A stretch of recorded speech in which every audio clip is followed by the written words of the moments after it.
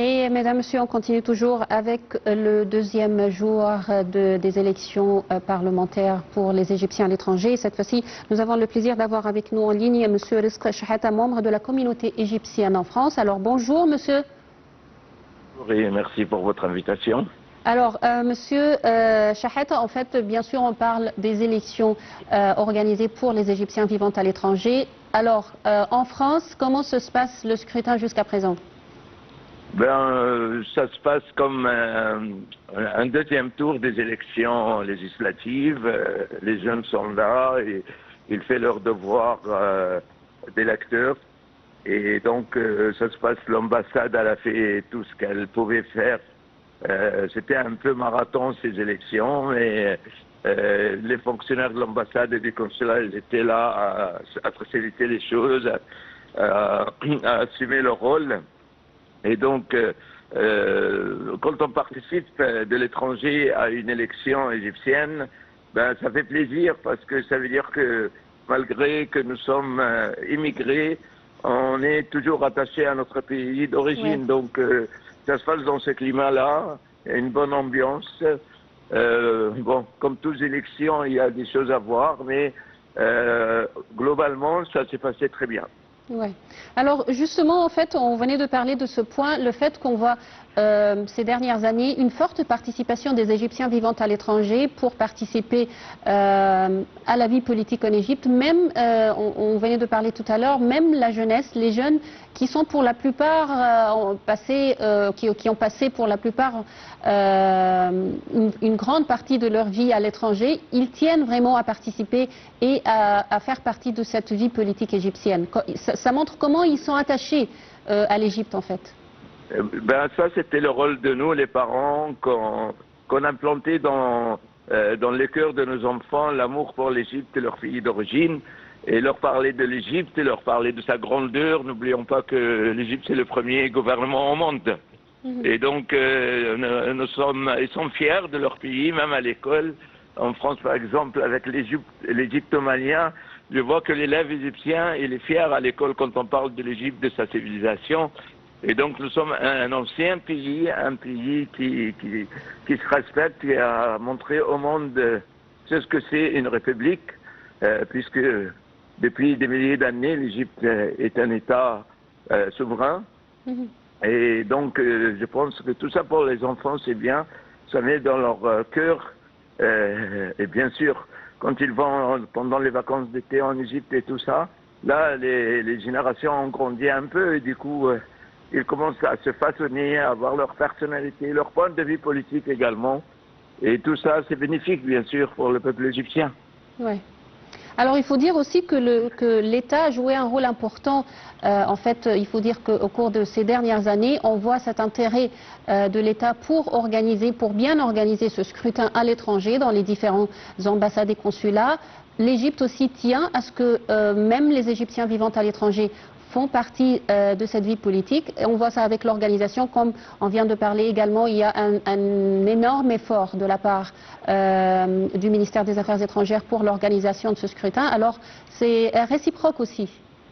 Oui, tout à fait. Quand on a un ministre des Affaires étrangères comme M. Abdelhati, je pense que c'est une énergie énorme qui l'inspire aux ambassades et aux consulats à travers le monde et ça les pousse aussi à faire leur travail à merveille. Donc on a la chance d'avoir un ministre des Affaires étrangères très actif. On a bien sûr le président de la République qui veille, il est garant de la Constitution et garant des institutions et il est dans son rôle et il veille également. Et quand il y a quelque chose qui ne va pas, il le dit. Et tant mieux, c'est comme ça qu'on avance, c'est comme ça qu'on construit un peuple qui a des idées. Et le rôle d'un député, de toute façon, nous, avant, on avait les communautés égyptiennes un peu partout dans le monde, on parlait des affaires de nos pays, on rêvait que notre pays doit être le meilleur pays au monde. Et donc, tout ça, ça va dans le bon sens.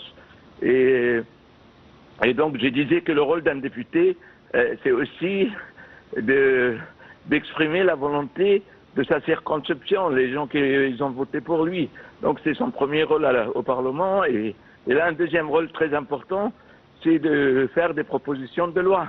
Et ça, il nous manque un peu. On a besoin d'un peu d'initiative. À partir du moment où on fait tout pour l'intérêt supérieur de l'Égypte, on ne doit pas hésiter à proposer des lois. C'est le rôle d'un député. Ouais.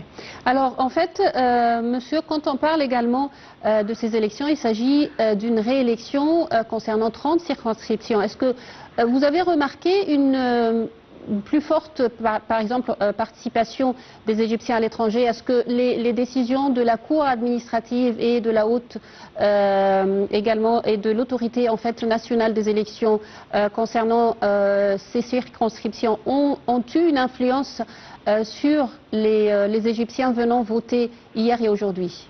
Vous savez, les militants, c'est comme, disons, un deuxième mi-temps d'un match de foot.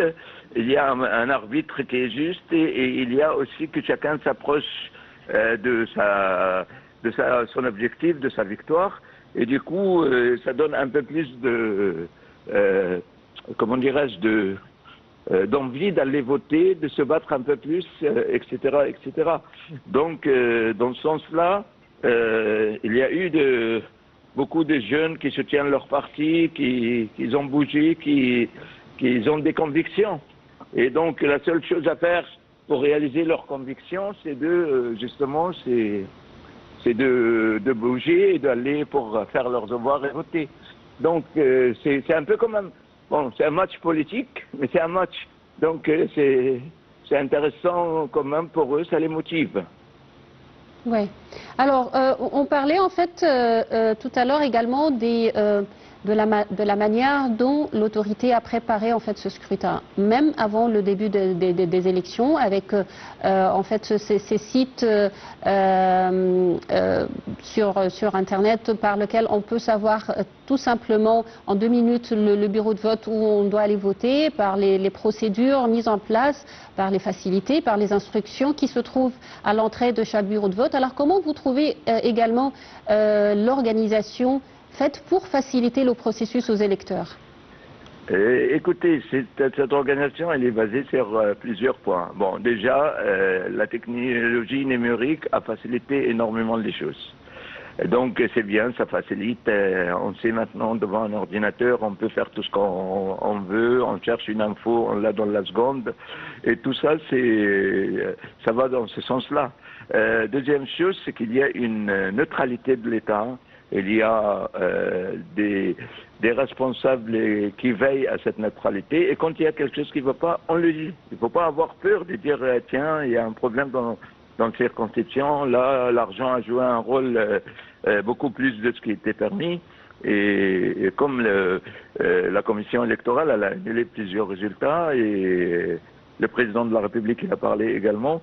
Donc il faut toujours, on est là pour mettre les choses dans l'ordre et avec du bon sens. Et c'est du bon sens, avec un seul objectif, l'intérêt supérieur de notre pays, de notre patrie, l'Égypte. Oui. Alors comment vous faites pour encourager les jeunes, vos enfants, à vraiment participer à ce scrutin et à la vie politique en Égypte? Ben, vous savez, autour de nous en Afrique, dans plusieurs pays dans le monde, les étrangers, ils appelaient ces pays-là des républiques bananières, parce qu'ils n'ont qu'une dictature, les gens n'ont pas vu que des dictatures, ils n'ont pas vu la démocratie, la participation au pouvoir. Et donc, les jeunes à l'étranger, c'est facile pour les convaincre, parce qu'ils voient ça dans leur élection locale. Par exemple, en France, un jeune Égyptien qui est double nationalité, il va voter pour ses devoirs et ses droits d'électeur pour l'Égypte, mais il le fera aussi pour des élections françaises. Donc, il voit que c'est utile pour son pays qui est l'adapté, qui est la France par exemple, et c'est utile aussi pour son pays d'origine. Et pourquoi pas, nous sommes une richesse, nous sommes des doubles cultures, et rien ne nous empêche de prendre certaines choses qui vont très bien en France pour les proposer en Égypte, et le contraire aussi, parce que l'Égypte a plein de choses qui sont très intéressantes à proposer pour la France. Et peut-être je parle de la France parce que je vis en France, mais je pense que la relation entre la France et l'Égypte, elle est extraordinaire. Et ces deux pays qui ont leur mot à dire dans le monde, que ce soit la France ou l'Égypte. Donc Je pense que les jeunes, ils ont une chance énorme d'apprendre de leur pays d'origine et d'apprendre aussi de leur pays qui les a adoptés, qui connaît que la France. Hein. Donc, mais je trouve ça une double culture qui est très enrichissante et très utile pour les deux pays. Et donc, les jeunes, quand on leur parle de ça, ben, ils s'intéressent plus, quoi. Ouais. Est-ce que, en fait, c'est vrai qu'au cours de ces dernières années, 10 dernières années, l'Égypte a complètement changé. Il y a beaucoup de réformes partout, dans tous les domaines. Est-ce que les jeunes qui vivent à l'étranger sont conscients de tout ce qui se passe dans le pays? Est-ce qu'ils suivent de près tout ce développement du pays? Écoutez, c'est ce qui s'est passé il y a depuis 10 ans en Égypte, c'est un miracle. Et sans exagérer, sans vouloir vraiment exagérer dans un sens ou un autre. C'est un miracle. L'Égypte, elle était en danger total en 2011 et 2012 et le monde entier, il était là à regarder. Maintenant, on voit dans tous les domaines, depuis le jour, c'est marrant parce que quand on a ouvert par exemple le deuxième canal de Suez et que tous les Égyptiens ont cotisé, ont payé, ont acheté des actions pour qu'ils puissent participer à ce grand projet, ça a démarré avec ça. Jusqu'aujourd'hui, les conflits politiques et comment les dangers qui venaient du sud, les dangers qui venaient de l'est, les dangers qui venaient de l'ouest, tous ces dangers-là, on a réussi avec un président merveilleux à vraiment à les maîtriser et sans perdre une goutte de sang d'un citoyen égyptien. Et donc, moi, je pense que ces 10 ans, c'était merveilleux. C'est pour ça qu'on a confiance à notre président. Ouais. Maintenant, il y a du travail à faire, un chantier intérieur. Et c'est le rôle du Parlement, le rôle du gouvernement.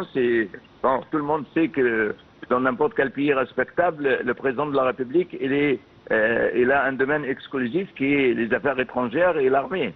Et ça, le président Fattah al-Sisi, il le gère à merveille.